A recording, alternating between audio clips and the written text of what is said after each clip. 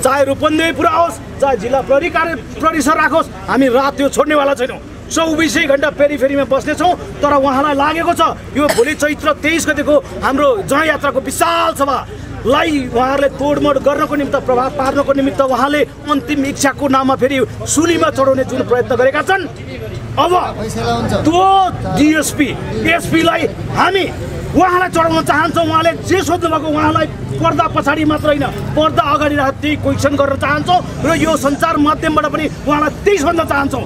यदि तपाईँले यसको सही उत्तर दिन सक्नु भएन भने तपाईँको जिम्मा बाले लिउन्, यी भ्रष्ट माफियाहरूले लिउन्। अब जनताले तपाईँ डिएसपी एसपीलाई छोड्नेवाला छैनौँ। हाम्रो सभापतिलाई सकुशल जस्ताको तस्तै हरेक घन्टा साधने गर्नुहुन्न भने तपाईँ डिएसपीलाई हामी ती ठाउँको ठाउँ लगाएर आम नागरिकले जिल्ला परिसरभित्र लगाएर तान्नुपर्ने अवस्था नरहोस्।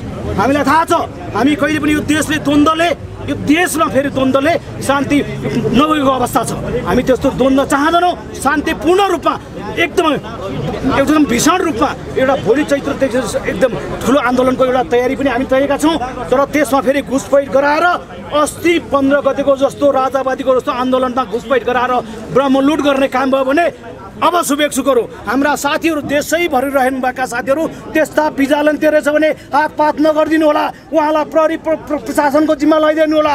कसैले हातपात नगरिदिनु होला। हामी शान्तिपूर्ण आन्दोलन गर्छौँ। त्यस्ता तपाईँको भिजिलेन्टहरू घुसपैठ भएर हाम्रा निरन्तरका एउटा जनयात्राका कार्यक्रमहरूमा उहाँले घुसपैठ गराउन सक्नुहुन्छ। हामी त्यसप्रति पनि सचेत हुँदै तर एसपीलाई यो डिएसपीहरूलाई त्यो प्रश्नको उत्तर चिरफार नभइन्जेलसम्म हामी यो मैदान छोड्नेवाला छैनौँ।